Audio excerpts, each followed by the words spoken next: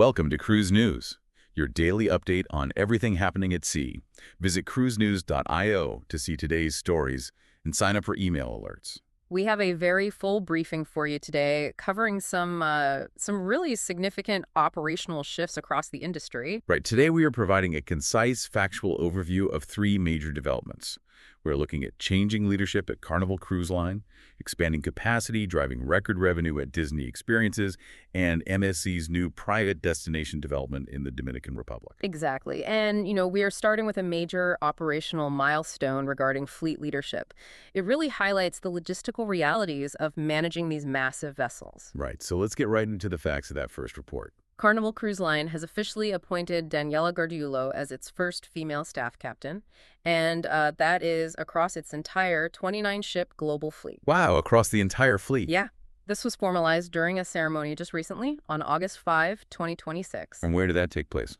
It was in Sydney, Australia, aboard the Carnival Adventure, while the vessel was actually returning from a deployment in the South Pacific. I think to really understand the significance of this appointment, you have to trace the timeline that leads to the bridge of a major cruise ship. I mean, it is definitely not an overnight progression. No, not at all. Her professional timeline spans well over a decade of highly structured progression. Her nautical training actually began at age 14. Wait, 14? Yeah, 14. She enrolled in a nautical school in Italy at that age. And then she formally joined Carnival as a deck cadet back in 2013. Okay, so she has been in the system for a long time. Right. From there, it was a rigorous 6-year progression through the ranks until she was promoted to First Officer Junior in 2019. And she stayed in that role for a while, right? She did. She held that specific role for 7 years, really mastering the operational nuances before joining the crew of the Carnival Adventure last year. So that specific assignment is what positioned her for this month's elevation to staff captain? For you listening who track fleet management structures closely, the staff captain title carries immense logistical weight. It is not, an honorary position. No, it is the direct second in command. Right, reporting exclusively to the captain. When we talk about the day-to-day reality of this job, we're talking about the absolute oversight of marine operations, the execution of shipboard safety protocols, and direct crew leadership. And crucially, if the captain is absent or incapacitated for any reason, the staff captain assumes full command of the vessel immediately. It's a massive responsibility. I know the captain of the Carnival Adventure presided over the ceremony. Yes, Captain Francesco Bensavenga. He highlighted that exact scope during the event, pointing out her direct responsibility over those marine operations and safety protocols. But he also contextualized it within the broader industry, didn't he? He did. He noted how incredibly proud he was to witness this vital step forward for gender diversification in the maritime industry. He really emphasized that it opens doors for future generations of female leaders. And Gargiulo herself spoke at the event as well. Right. She called the promotion an incredible honor. She expressed deep pride in being the first woman in Carnival Cruise Line history to hold the staff captain title. Did she talk about the corporate structure that allowed for that? She did, yeah. She highlighted the pathways the company has built, noting that Carnival offers both men and women wonderful opportunities for a life at sea. Which is an important distinction for recruitment across the industry. Absolutely. And she specifically mentioned her appreciation for the daily environment of working with people from all over the world from different cultures. She made it clear she is highly focused and excited to execute this new role aboard her current vessel. Well, let's isolate the operational scale of that specific vessel for a minute, because this is where the logistics get really fascinating. Overseeing the Carnival Adventure is essentially managing a moving skyscraper. It really is. I mean, the vessel measures 108,865 gross tons. And is designed to carry 2,636 guests. Right. Operating year-round out of Sydney. We are talking about continuous 3 to 10-night itineraries across the South Pacific. So scheduled calls in Vanuatu, New Caledonia, and, navigating the highly complex waters of the Great Barrier Reef. The operational impact of that specific deployment really cannot be overstated. Managing safety and marine operations for a 109,000 gross ton vessel on continuous short to medium itineraries, that requires rigorous minute-by-minute logistical management. Right, because the itinerary duration is the real compounding factor here. When you are doing 3 to 10 nights, it necessitates incredibly frequent port arrivals and departures. Which heavily concentrates the workload for the staff captain. Exactly. The margin for error is minimal when you are coordinating docking procedures in Vanuatu or plotting navigational safety checks through the Great Barrier Reef. You are basically flipping a massive hotel every 72 hours in some of the most sensitive maritime environments on the planet. Right. And the rapid turnover of guests means your safety briefings, your crew deployment schedules, and your regulatory compliance protocols have to be constantly reset. They have to be executed at a very high frequency.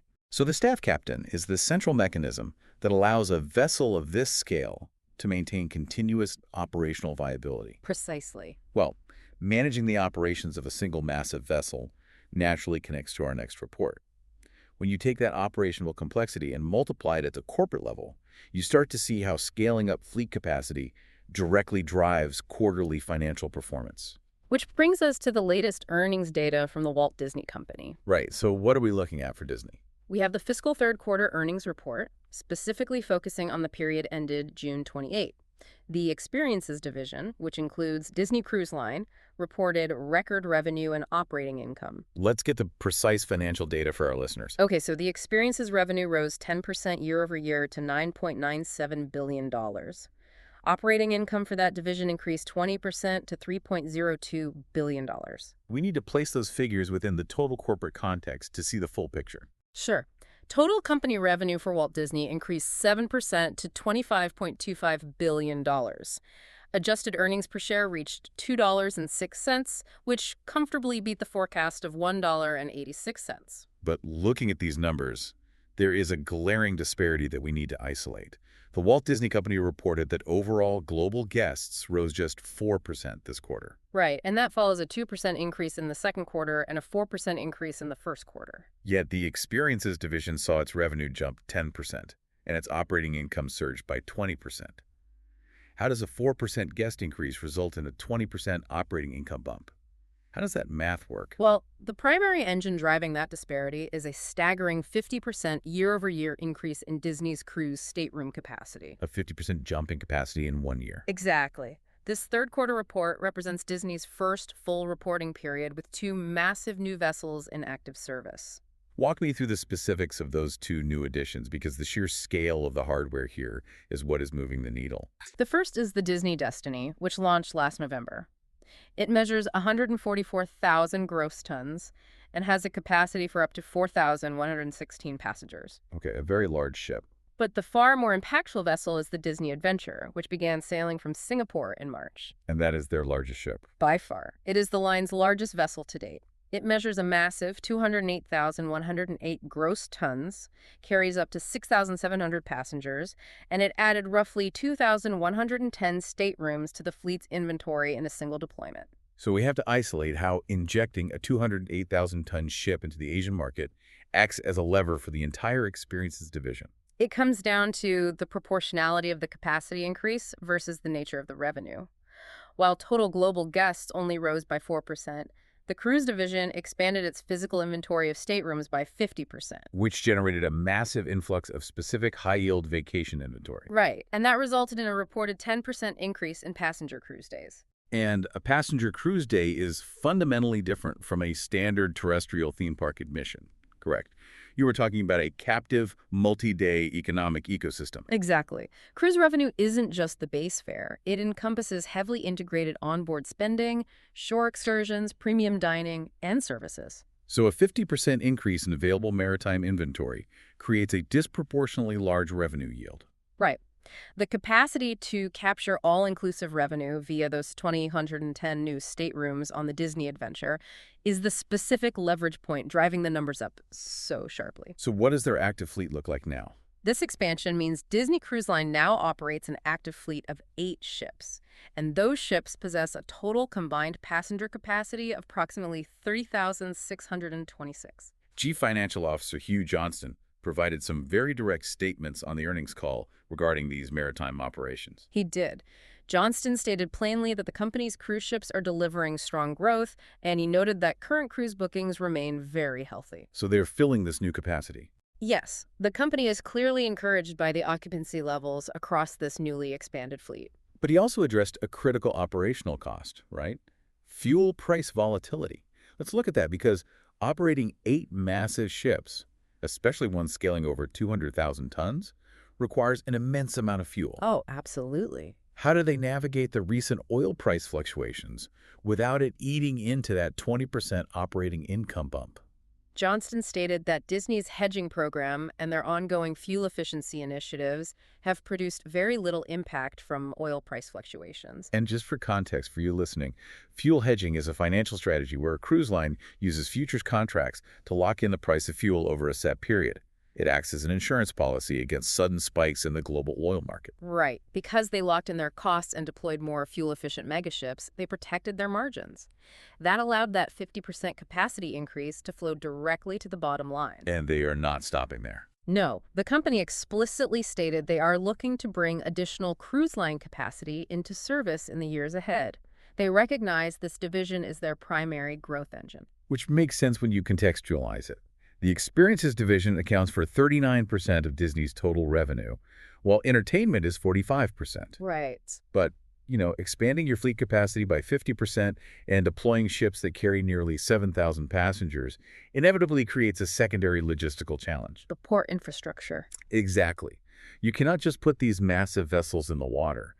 You need dedicated, heavily controlled port infrastructure to physically receive them. That is the natural bottleneck of the entire industry right now. The ships are getting larger, which means the destinations have to scale their delivery systems accordingly. Which transitions us directly into our third report regarding MSC Group's strategy for handling passenger volume in the Caribbean. Right. So MSC Group has just announced a November 2026 opening date for a newly upgraded beach destination. And where is this located? It's located on Catalina Island, which is positioned off the coast of La Romana in the Dominican Republic. Okay. And the site will officially be named Catalina Sugar Beach. Before we get into the physical infrastructure, let's detail the business partnerships and the deployment schedules tied to this development. The destination is being developed and operated in a direct partnership with CTL Maritime and Costa Campo Resort and Villas. So this isn't open to the general public? No. Access to the site is going to be highly restricted. It will be available exclusively to MSC Group cruise passengers and guests staying at the associated resort. Did they release the financials on this development? They didn't. MSC Group has kept the financial details private, specifically noting that the total investment amount for the destination upgrades was not disclosed. How does this specific beach fit into their broader routing strategy for the region? It is being heavily integrated into MSC Cruises' new La Romana home port program.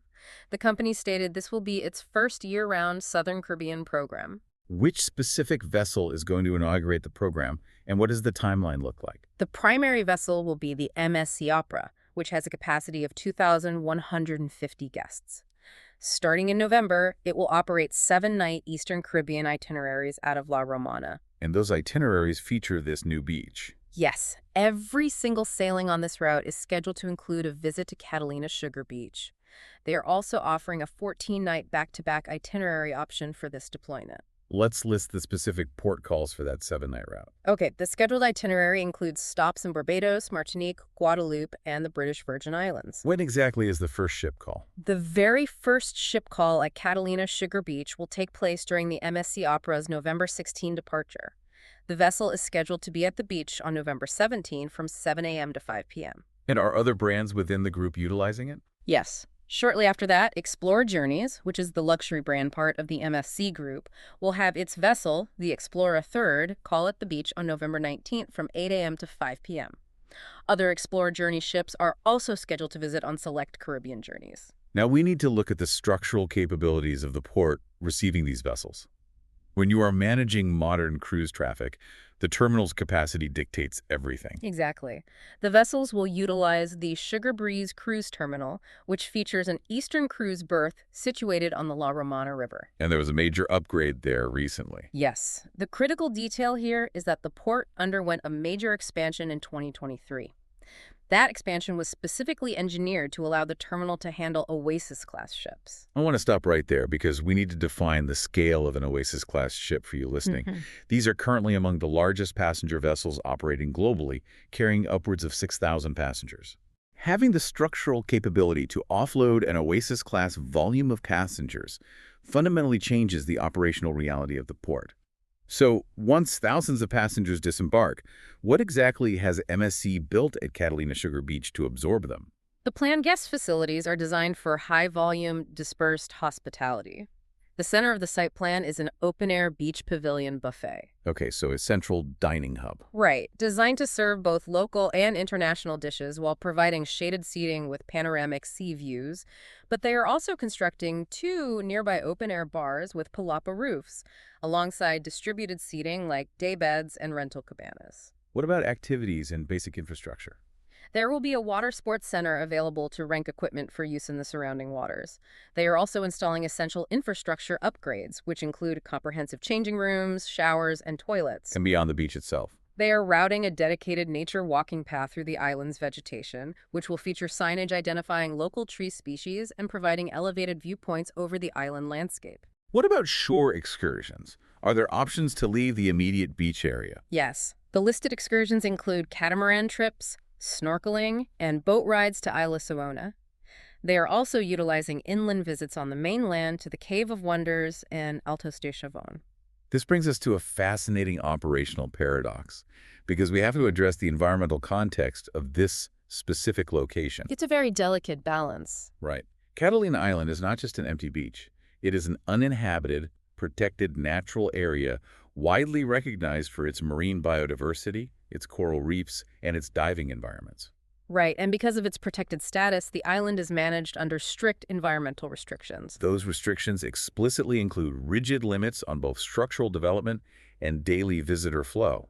Just for context, Catalina Sugar Beach represents MSC Group's second private cruise destination in the Caribbean, following the Ocean Cay MSC Marine Reserve in the Bahamas. That is right. So, analyzing the data you just presented, how does a cruise operator align these two conflicting realities? On one hand, the Sugar Breeze Cruise Terminal was expanded in 2023 to physically handle massive Oasis-class ships with upwards of 6,000 passengers. On the other hand, Catalina Island is an uninhabited natural reserve with strict legal limits on visitor flow. How do you maintain macro-level infrastructure capable of offloading 6,000 people without violating the micro-level environmental restrictions of the island? Well, it requires a highly engineered operational funneling system. The operator cannot simply release an Oasis-class volume of passengers onto a protected beach simultaneously. It would overwhelm the environmental limits instantly. So the infrastructure dictates a managed dispersal strategy. Precisely. The 2023 expansion of the Sugar Breeze Cruise Terminal ensures the port side of La Romana has the logistical bandwidth to process immense volume for the broader region. But for Catalina Sugar Beach specifically, MSC controls the exact daily yield. Right, through scheduling and partnerships. By developing the beach in partnership with Casa de Campo Resort and initially utilizing specific scheduled calls like the 2,150 guest MSC Opera, they control the base number. And the physical layout of the amenities you described earlier acts as a pressure valve for that base number. Exactly. The inclusion of distributed amenities like the nature walking path, the rental cabanas, pulls people away from the central beach pavilion. They're dispersing the crowd geographically. Yes. And furthermore, heavily marketing off-site excursions to the mainland, like the Cave of Wonders or Altos de Chavon, systematically removes a percentage of the passengers from the island entirely for hours at a time. Which lowers the peak concurrency on the protected beach. Exactly. Therefore, the Oasis-capable terminal provides the necessary macro-level capacity for the Dominican Republic's cruise sector, while the highly structured excursion dispersal mechanisms ensure the micro-level visitor flow limits on Catalina Island are strictly maintained without violating the protected environmental parameters. It is a masterful piece of logistical planning.